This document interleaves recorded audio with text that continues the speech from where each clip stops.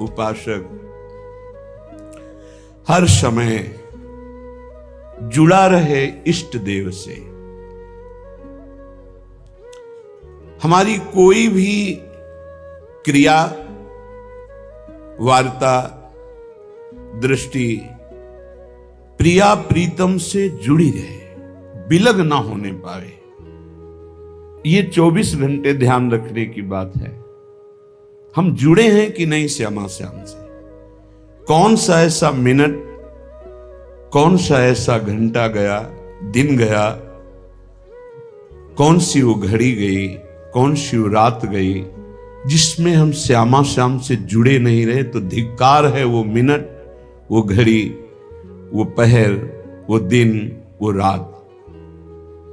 विश्वास करो, ये जो लिखा है देवर्षि नारद जी ने, तदर्पिता अखिलाचारिता तद्विस्मरणेन परम व्याकुलतेति, ये स्थिति हो जाती है। हर समय एक भय रहता है, कहीं मैं प्रभु को भूल न जाऊं, कहीं व्यक्तियों का समुदाय, कहीं कोई क्रिया, कहीं कोई ऐसा घटना परिस्थिति जो मेरे प्रभु का विस्मरण करा दे। ऐसे सावधानी, हर समय सावधानी। जब कहीं वार्ता होती है, किसी विषय पर निष्कर्ष होता है, तो मन की एकाग्रता होती है, उस समय भी भय स्मरण कराता रहता है। हे, ये प्रपंच की वार्ता है, प्रिया प्रीतम को भूलना नहीं है, प्रिया प्रीतम से जुड़े रहकर वार्ता करनी है। ये क्रिया प्रपंच की है, प्रिया प्रीतम से जुड़े रहकर इस क्रिया को करना है। हर समय एक भय, कहीं विस्मरण न हो जाए, उसकी अखंड स्मृति हो जाती है। और जो बेपरवाह है प्रमाद स्थिति को लेकर, भागवती की स्थिति को लेकर बेपरवाही की हम बात नहीं। प्रमाद हो गया, चिंतन हो गया, नहीं हुआ नहीं हुआ, ऐसा नहीं चलेगा। तद विस्मरणेन परम व्याकुलतेति। अगर प्रभु का विस्मरण हो रहा है तो हम उस क्रिया का आदर नहीं करते, उस व्यक्ति का आदर नहीं करते, उस परिस्थिति का आदर नहीं करते, उस घटना का आदर नहीं करते, उस जीवन का आदर नहीं करते। जो हमारे प्रभु का विस्मरण करा दे, वो घटना, वो परिस्थिति, वो जीवन धिक्कार है। तब उपासना में रंग आता है। ये माया का एक मनोहर जाल है। मनोहर शब्द पर ध्यान दीजिए, जो हमारे अंदर आशाओं का क्रम बनाए रखता है। ये खाना है, ये पीना है, ये भोगना है, ये देखना है, ये सूंघना है, ये जानना है, ये पहचानना है, ये पाना है। ऐसे एक जाल बना हुआ है। उपासक इसी जाल को काट देता है और माया जाल मुक्त हो जाता है। यही माया जाल है जो दिखाई नहीं दे रहा है। यही माया जाल है, कामनाओं का माया जाल, इच्छाओं का माया जाल, वासनाओं का माया जाल। ये बाहर नहीं है, ये अंदर है। सिद्ध पुरुष से भी बाहर वैसी ही क्रियाएं देखी जाती हैं जो एक साधारण शरीरधारी से होती, खाना पीना दिनचर्या वैसे ही होती है, पर वो माया मुक्त होता है, इच्छा रहित होता है, कामना रहित होता है, द्वंद्वातीत होता है। और साधारण मनुष्य इच्छा और कामना से बंधा हुआ द्वंद्वों में पिसता रहता है। उपासना उपास्य देव की स्मृति का नाम है। उठते बैठते चलते फिरते खाते पीते हर समय हमारी इस प्रार्थना को मान लीजिए। हर समय हमें प्रियालाल से जुड़े रहना है। ये आप असावधानी अगर जितनी जल्दी मिटा दें तो भगवत साक्षात्कार उतनी जल्दी हो जाए। ये हृदय की बात कह रहा हूं। भगवत साक्षात्कार में दुख मिटाने में एक ही सबसे बड़ी समस्या है, संसार से सुख पाने की लालसा। इसको मिटा दे वही बहादुर, वही महावीर। इस त्रिगुणात्मिका माया पर विजय प्राप्त कर लिया। इच्छा ही माया है, इच्छाओं को रौंद दे, नष्ट कर दे, वही महात्मा, वही भगवत प्राप्ति का अधिकारी हो जाता है। श्रीपाद प्रबोधानंद जी कह रहे हैं, इन इच्छाओं को मिटाओ प्रभु की लीलाओं का गायन करके, प्रभु के नाम कीर्तन से बहुत शांति मिलेगी। आप राधा नाम जप करके देखिए, आप राधा नाम का कीर्तन करके देखिए, आप राधा नाम का ध्यान करके देखिए, आपको तत्काल शांति मिलेगी। हम ये नहीं कहते कि आप तत्काल धनी हो जाएंगे, आप तत्काल समस्त समस्याओं से मुक्त हो जाएंगे, नहीं, आपको एक परम शीतलता मिलेगी, एक बल मिलेगा, लड़ने का बल मिलेगा, सहने का बल मिलेगा, जीतने का बल मिलेगा, उत्साह मिलेगा और मंजिल बहुत छोटी लगने लगेगी। जीना आनंद पूर्वक हो जाएगा। नहीं घुट घुट के चिंता और शोक में जीना, ये जीना भी तो क्या जीना, ये जीना क्या जीना। हर समय चिंतन अशांत है, हर समय कामनाएं तप्त कर रही हृदय को, कैसा जीना। हर समय एक आनंद की लहर आवे, अद्भुत सुख। जैसे जैसे हम भगवत मार्ग में चलते हैं वैसे वैसे हमारे अशुभ नष्ट होते हैं। कच्चे अशुभ ऐसे ही नष्ट हो जाते हैं, जो पक्के प्रारब्ध बन करके आए हो थोड़ा भोग देते हैं। हो सकता है आप बड़ी श्रद्धा से वृंदावन आए हो, आपके हाथ पैर में कुछ लग जाए, आप गिर जाओ, कोई हानि हो जाए, कुछ ऐसा हो सकता है। वो आपका बड़ा भारी अशुभ छोटे में निकल रहा है, इसलिए लाभ हो जाए तो जय श्री राधे और हानि हो जाए तो जय श्री राधे। मन में क्षोभ मत करो, धाम में आया था मेरी जेब कट गई, धाम में आया था मेरे हाथ में फ्रैक्चर हो गया, पैर में फ्रैक्चर हो गया, क्या धाम का लाभ मिला? नहीं, बहुत बड़ा लाभ मिला। कोई बहुत बड़ा महान संकट इतने में कट गया। जया जयोन्नति, यदि तुम यहां आए हो कोई कामना लेकर, उसकी पूर्ति हो जाती, जय हो जाती है, या उसकी पूर्ति में सीधे बाधा पहुंच जाती है, तो भी आप समझना कि कोई महामंगल विधान भगवान ने रचा है। दोष दर्शन मत करना। विपन्न मान अपमान, यदि यहां आए हो कोई तुम्हें सम्मान दे, बढ़िया है, अगर अपमान कर दे तो भी सह जाना। तुल्यः कृष्ण निविष्ट धीर धिवसन वृंदावनम वंद्यताम, जो मान अपमान को, लाभ हानि को, जय पराजय को समान समझ करके श्रीधाम वृंदावन में वास करता है, वो इतना महान पुरुष हो जाता है। श्रीपाद कह रहे हैं कि वंद्यताम, बड़े बड़े देवता उसकी वंदना करते और मैं भी उसे प्रणाम करता हूं, जो लाभ हानि में, जय पराजय में, सुख दुख में, मान अपमान में समान भाव रखकर वृंदावन वास करता है। कोई ब्रजवासी पीड़ा दे तो उसको गाली नहीं देता, उसका अपमान नहीं करता, किसी भी जीव को यहां मारता नहीं है, कष्ट नहीं देता, लताओं को नहीं काटता, वो निश्चित वंद्य हो जाता है। वंद्यताम, जगत बंदनी हो जाता है। दुर्वाच्यानि सहस्रशा परिभवन्नीचैः कृतान् कोटिशो, भक्ष्याच्छादनवास कुट्य मिलना दुखान्यलम कोटिशः। यदि कोई हजार हजार रोज गाली दे हमें, तो भी हम वृंदावन नहीं छोड़ेंगे और सह जाएंगे। देखो, ये आप कहोगे हम क्यों हजार हजार गाली सहेंगे? नहीं सहोगे तो हजार हजार जन्म लो फिर कष्ट सहो। इतना स्टॉक जमा है, अगर हमें कोई गाली दे के वो स्टॉक खत्म कर देता है तो कितना बढ़िया काम, हमें भोगना नहीं पड़ेगा। उल्टा मत सोचो। जब हमारी बुद्धि पॉजिटिव हो जाएगी तो हमें बहुत आनंद में, हमारे विचार सकारात्मक होने चाहिए, नकारात्मक नहीं होने चाहिए। ये भगवान के धाम में और रोज भजन करते हैं, हमको रोज गाली देता है, तो जरूर हमारे कोई पर्वत जैसे पाप जमा है, उनका रोज नाश किया जा रहा है। इसलिए दुर्वाच्यानि सहस्रशा परिभवन नीचे कृतान कोटिशो, पक्का मानना। सदगुरुदेव भगवान कह रहे थे, एक दिन रोटी मांगने नंदगांव में साथ ही थे, तो एक घर में गए तो एक माई, पता नहीं उसकी लीला होगी, चाहे सास बहू में झगड़ा हुआ हो, अब हमें तो पता नहीं था। राधे श्याम दरवाजे पे बोला, एक आवाज भी दूसरी जोर से बोल दिया, राधे श्याम। अरे वो एकदम ऐसे निकली और फिर सैकड़ों गालियां, जैसे पुरुष गालियां देते ऐसे सैकड़ों गालियां। और गुरुजी मुस्कुरा रहे, गुरुजी की तरफ देखा कि शायद कह दे आ जाओ, और देखा तो मुस्कुरा रहे थे, ऐसे कह रहे थे खड़े रहो। हम खड़े रहे, फिर बोलो राधे श्याम।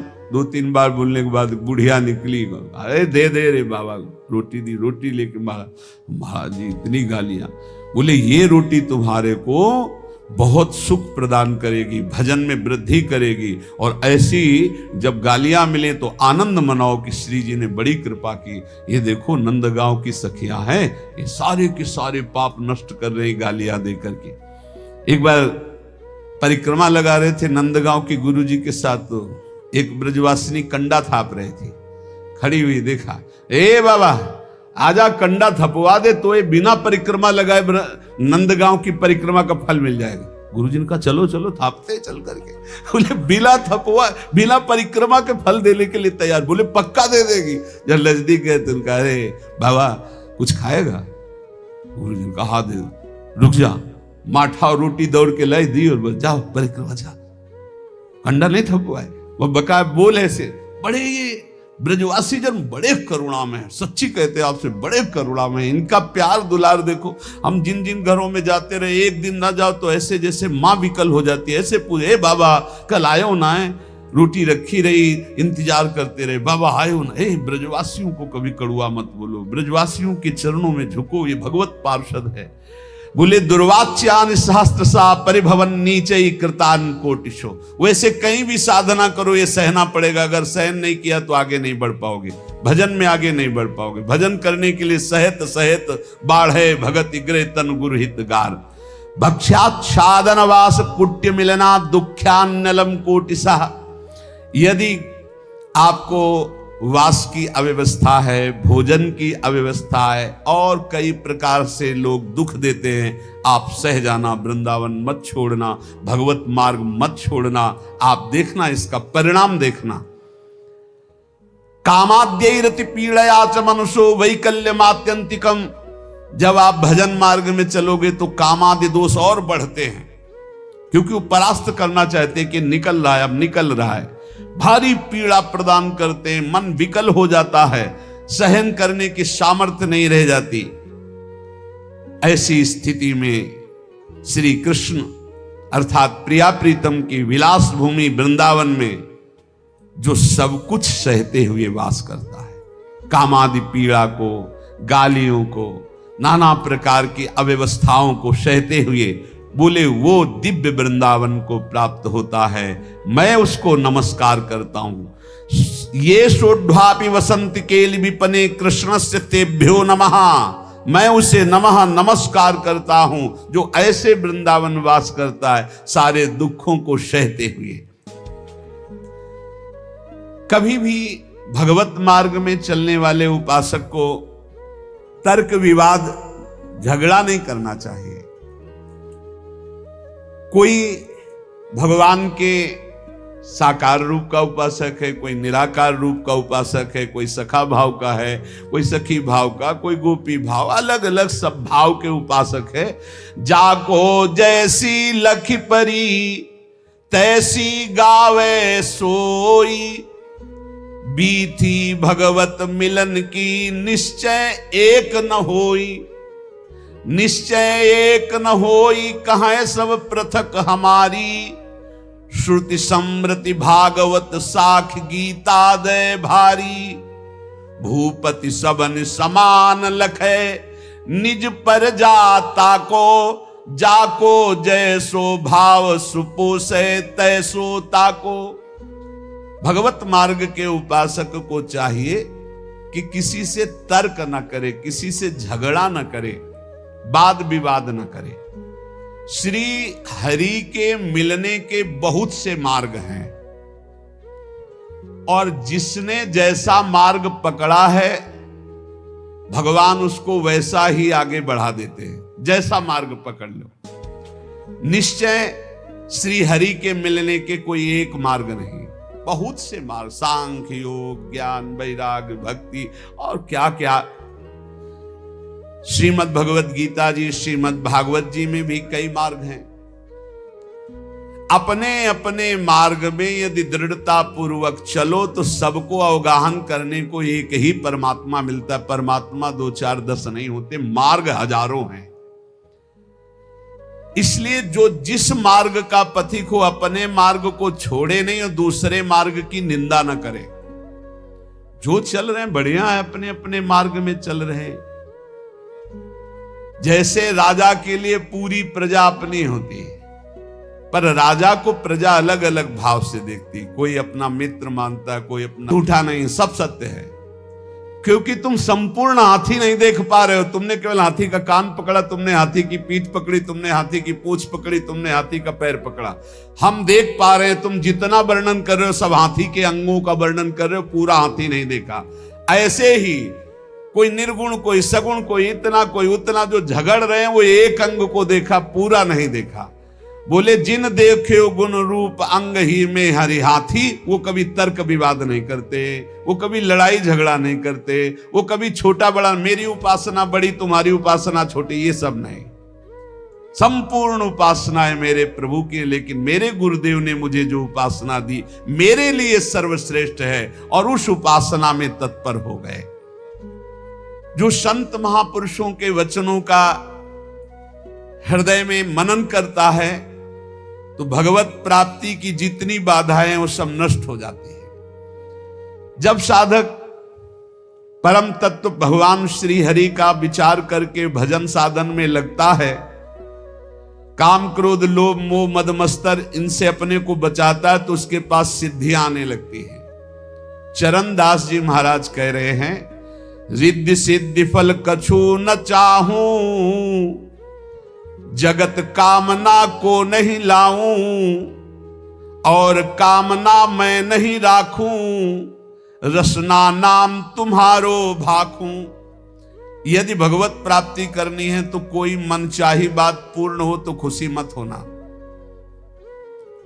प्रभु से प्रार्थना करना कि मेरी मनचाही ना हो, आपकी मनचाही हो। कहीं ऐसा ना हो कि हम कोई चाहत करके अपनी भजन की जो सामर्थ्य है वो अपनी कामनाओं में खो दे। इसके बाद जब निष्कामता बढ़ने लगती तब सिद्धियां आती हैं। कोई भी सिद्धि, कोई भी चमत्कार होने लगे तो गुप्त हो जाए, उसको प्रकाशित न करे, कभी जानने न दे और कभी प्रयोग न करे किसी सिद्धि का, नहीं तो भगवत मार्ग में बाधा खड़ी हो जाएगी, भगवत प्राप्ति नहीं होगी। 84 लाख योनियों में बहुत दुख पाया, आज छूटने का अवसर आया तो सिद्धियां आकर के फिर फांस रही हैं।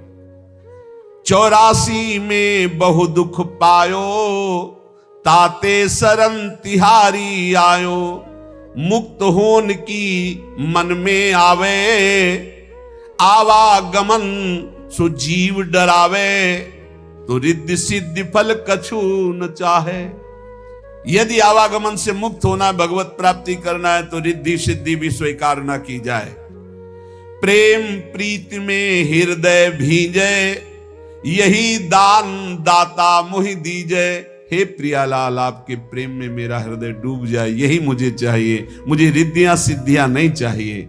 अपना कीजे गहिए बाही, धरिए सिर पर हाथ गोसाई। हे स्वामी, हाथ पकड़ करके आप ये स्वीकार करें कि तू मेरा है, और अपना कर कमल हमारे माथे पर रख दीजिए। चरण दास को लेहु उबारे, मैं आया तुम सेवन हारे। हे नाथ, मैं आपकी शरण में हूं, आप मेरा पालन पोषण करने वाले हैं। चरण दास जी कह रहे हैं, इस नगरी में, माया नगरी में बहुत सावधान, अगर यहां भजन कर ले गए तो तुम्हारा जन्म लेना सार्थक हो गया, और अगर भजन नहीं किए तो यहीं फंस जाओगे, फिर बार बार योनियों में बार बार जन्मना मरना पड़ेगा। भक्त जो आवे जगत में परमार्थ के हेत, आप तरे तारे परा मंडे भजन के खेत। जब भक्त यहां जन्मता है तो आप भी तरता है, हजारों लाखों को अपने साथ भगवत प्राप्ति कराता है। तप के बरस हजार हो, सत्संगति घड़ी एक। कितनी बड़ी बात करे, तो भी सरवरी ना करे, सुखदेव किया विवेक। चरणदास जी कह रहे, श्री सुखदेव जी महाराज ने ऐसा कहा है, 1000 वर्ष तपस्या करने का जो फल है वो एक घड़ी भगवत प्रेमी महात्मा के साथ बिता ली जाए तो उसकी बराबरी नहीं हो सकती। तो भी सरवरी ना करे सुखदेव कियो विवेक। क्यों? क्योंकि साधु संग से तत्काल भगवत प्राप्ति की इच्छा प्रकट होती है।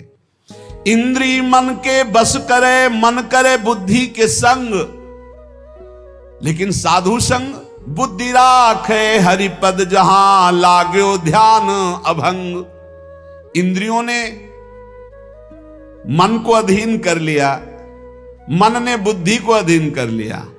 अब जो विषय के प्रति इंद्रियां खिंचती, मन उनके साथ खिंचा, बुद्धि खिंची, भ्रष्ट हो रहा है जीव। लेकिन साधु संग करने वाले का क्या हुआ? बुद्धि शुद्ध हो गई, तो मन को अधीन कर लिया, इंद्रियों को गलत आचरणों से हटा लिया और भगवान के मार्ग में चल पड़े। बोले हजारों वर्ष तपस्या का जो फल है वो समानता नहीं कर सकता साधु संग, क्योंकि क्षण मात्र के संग से जीवन का परिवर्तन हो गया। इसलिए साधु संग से जितना लाभ मिलता और किसी साधन से लाभ नहीं मिलता। तो जब कभी साधु संग मिले तो मीठा वचन उचारिया, नवता सब सु बोल, हृदय माहि विचारी के तब मुख बाहर खोल। सदैव नम्र वचन बोलो, शीश झुकाकर बोलो, हृदय में वाणी विचार करके बोलो, कहीं ऐसे कोई शब्द ना हो कि संतों का हृदय दुख जाए। जब बोले तो हरि कथा मौन गहे, तो ध्यान चरणदास ये धारणा धारे सो सज्ञान। जब वाणी से बोले तो भगवत चर्चा, जब मौन रहे तो नाम जप करते हुए भगवान ध्यान, ऐसा जो करता है वो निश्चित भव समुद्र से पार हो जाता है। हे भाई, हमारे राम भक्ति धन भारी, चरणदास जी महाराज कह रहे, राजा न डांडे चोर न चोरे, लूट सके नहीं धारी, हमारे राम भक्ति धन भारी। प्रभु पैसा और नाम रुपया, मुहर मोहब्बत हरि की, यह हमारा धन। बोले हम बहुत बड़े धनी हो गए, हमारे पास नाम भगवान का जो विराजमान है ये सबसे बड़ा रुपया है। और जो प्रभु के विविध नाम हैं, गुरु प्रदत्त नाम रुपया और प्रभु के नाम पैसा। काम बनता है गुरु प्रदत्त नाम से भगवत प्राप्ति, वो रुपया है। और मुहरें क्या है? जो इष्ट दिया है गुरुदेव ने उनसे मोहब्बत प्यार, ये हमारे राम भक्ति धन भारी। इसे कोई राजा कर रूप में इससे नहीं ले सकता, कोई चोर नहीं चुरा सकता, कोई शस्त्रधारी छीन नहीं सकता। प्रभु पैसा और नाम रुपया, मुहर मोहब्बत हर की, हीरा ज्ञान जुगत के मोती, कहा कमी संपत्ति की। ये जर्मन संपत्ति। बोले हम तो बहुत बड़े धनी हैं। भगवान के विविध नामों का कीर्तन पैसा है, गुरु प्रदत्त जो नाम है वो रुपया है, और गुरु प्रदत्त इष्ट से जो प्यार है वो मोहरे हैं, और जो गुरु ने ज्ञान दिया वो हीरा है, और जो माया काम क्रोध से लड़ने की युक्ति दी, बताई कि ऐसे बचा जाता है, बोले ये मोती है। बोले बोलो हमारे पास किस संपत्ति की कमी है? प्रभु पैसा और नाम रुपया, मुहर मोहब्बत हरि की, हीरा ज्ञान जुगत के मोती, कहा कमी है जर की। जर माने संपत्ति। सोना सील भंडार भरे हैं, रूपा रूप अपारा। बोले हमारे पास बहुत बड़ा सोना है। क्या? शील, सदाचार, परम पवित्र स्वभाव, जितेंद्रियता, आचरण में पवित्रता, ये सब सोना है। और प्रभु के रूप ध्यान में बोले अपार संपत्ति है। ऐसी दौलत सदगुरु दीनी, जाका सकल पसारा। मेरे सदगुरुदेव भगवान ने मुझे धनी बना दिया, ऐसी संपत्ति दी। प्रभु पैसा, नाम रुपया, मोहर मोहब्बत हरि की, हीरा ज्ञान जुक्ति के मोती, कहा कमी है जर की। सोना सील भंडार भरे हैं, रूपा रूप अपारा। ऐसी दौलत सदगुरु दीन्ही, जाका सकल पसारा। बांटो बहुत घटे नहीं कबहू, दिन दिन ड्योढ़ी ड्योढ़ी। इस संपत्ति का एक और है, जितना बांटे उतना ही बढ़ती है। खूब नाम कीर्तन करो, खूब दूसरों के मंगल की भावना करो। ये जो मैं भजन करता हूं इससे सबका मंगल हो, तो और ड्योढ़ा लौट करके आ जाएगी। पर हिम्मत वाला ही कर सकता है, अपना भजन दूसरों को दे, सबका मंगल हो। सर्वे भवन्तु सुखिना, सर्वे सन्तु निरामया, सर्वे भद्राणि। बहुत जल्दी आनंद आ जाएगा। हिम्मत करो, भजन करके सबका मंगल चाहो। जिसे दुखी देखो, जाओ इसका दुख दूर हो जाए, भगवान इसका मंगल करें। उससे मत कुछ बोलो, अंदर ही अंदर वो लौट कर भजन आपके पास दुगना आ जाएगा। पर सच्चाई से, उससे कोई स्वार्थ का संबंध ना हो। बोले ऐसी दौलत सदगुरु दीनी, जाका सकल पसारा। तो बांटो बहुत घटे नहीं कबहू, दिन दिन ड्योढ़ी ड्योढ़ी। और चोखा माल द्रव्यतनी का, बट्टा लगे न कौड़ी। इसका कभी नाश नहीं होता। अच्छा, इसमें लौकिक संपत्ति की कोई गुंजाइश नहीं है कि भाई रुपया हो तभी ये कमाया जा सकता है। ये तो फ्री है, सदगुरु की कृपा से मिला हुआ अपार अमूल्य धन है। साह गुरु सुखदेव विराजै, चरणदास बन जोटा। मिली मिली रंग भूप होई बैठे, कबौ न आवे टोटा। बड़े बड़े गरीब जब इस मार्ग में आए और भगवान का भजन किया तो अपार धन संपत्तिवान बन गए। अर्थात ठाकुर जी उनकी संपत्ति, ठाकुर जी उनका वैभव बन गए और सदा सदा के लिए दरिद्रता और गरीबी मिट गई। इसलिए हमारे राम भक्ति धन भारी। साधो आओ हिलमिली हर जस गावें, प्रेम भक्ति की रीति समुझ कर हित सो राम रिझावें। मिलकर के कीर्तन करने से बहुत जल्दी भगवान प्रसन्न होते हैं। चार लोग मिलकर जब कीर्तन करते हैं, पद गायन करते हैं, कलौ संघो शक्ति, इससे बहुत बड़ी सामर्थ्य प्रकट होती है। जहां जहां नाम का कीर्तन का प्रभाव, जहां जहां तक आवाज जाती, वहां वहां तक के सब पाप नष्ट होते। इसलिए हमने प्रार्थना की सब जनों से कि आप अपने घरों में 15-20 मिनट ही सही, 10 मिनट ही सही, कीर्तन जरूर करो। नाम जब तो करते ही हैं, जो जो नियम गुरुजनों ने दिया है वो कर, पर कीर्तन जरूर करो। कीर्तन का बहुत बड़ा प्रभाव है। जो जो कान में नाम सुन पाएगा उसका भी पाप नष्ट हो जाएगा, श्रद्धा हो या ना हो। वो अश्रद्धा से सुने कि ये लोग क्या मजीरा ढोलक बजाते रहते हैं, राधा राधा कहते हैं, वो भले किसी भी भाव से उसके कान में जाएगा, उसका मंगल होगा। गोविंद के कौतुक गुण लीला, ताको ध्यान लगावे। सेवा सुमिरन बंदन अर्चन, नौधा सो चित लावे। आप क्या समझते हो? भगवत चर्चा, भगवान नाम कीर्तन करने वालों के घर के पशु भी भगवान को प्राप्त हो जाते हैं। जैसे कुत्ता दरवाजे पे बैठा है, पशु पक्षी हैं, उनके कान में नाम कीर्तन पड़ रहा है, उनको पता नहीं, पर उनका मंगल हो जाता है। जो भगवान की लीला कथा गाते हैं, भगवान का नाम कीर्तन करते हैं, भगवान की सेवा अर्चना वंदना दास्य भक्ति आदि नौधा करते हैं, वो निश्चित भगवान के कृपा पात्र बन करके भगवान की प्राप्ति करते हैं। इसलिए ज्यादा समय नहीं रह गया, कल के लिए भजन को मत टालो। समझो रे भाई लोगो, समझो रे, अरे हिया नहीं रहना, करना अंत पयाना। ये भाई मरना है, जाना है, यहां से पक्का जाना है। और खास बात यह है जाने की कि फिर हमको इस मनुष्य योनि में नहीं आना है। मनुष्य योनि में भगवान कृपा करके भेज दे तो उनकी बात अलग है, क्योंकि मनुष्य जन्म मिलने के बाद यदि हमने भगवत प्राप्ति नहीं की, अगर हम थोड़ा भी भजन किए हैं तो चांस है। देवर्षि नारद जी ने वर्णन किया है कि जो थोड़ा भी निष्काम धर्म या भजन कर लेता है, अच्युत भावना से युक्त होकर, उसका भजन पूरा नहीं हुआ, शरीर छूटा, तो फिर वो अच्छे कुलों में जन्म लेगा और उसको अवसर मिलेगा भजन करने का।